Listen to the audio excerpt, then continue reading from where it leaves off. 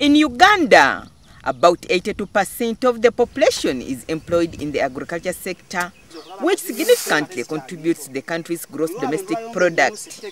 The exemption of taxes on agricultural inputs has lessened the burden on farmers who practice subsistence farming largely.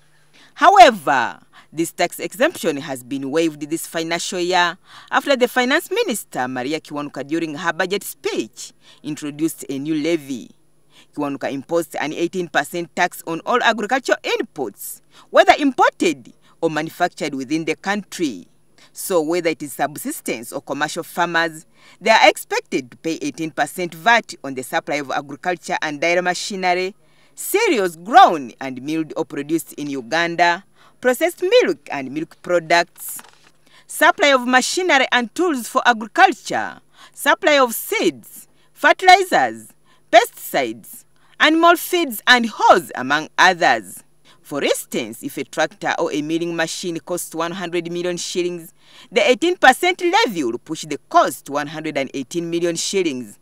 According to the Finance Minister, these tax measures are projected to yield more than 30 billion shillings in revenue, which is about 0.2% of the entire budget. But members of the Ninth Parliament have put up a flak against the taxes.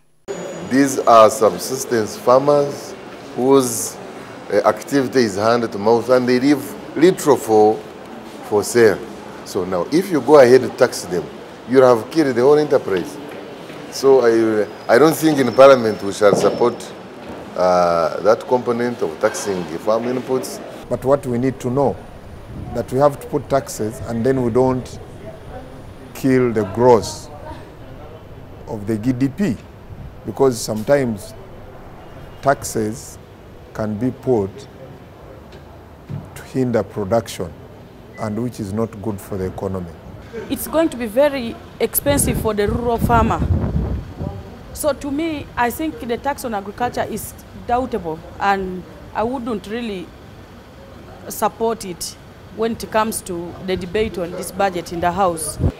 A case has been put up by farmers, by manufacturers associated with crops and so on, and they have made a good case. I think something may happen in the near future. Though few individuals and industries are engaged in commercial farming, most of the farmers are still engaged in subsistence farming.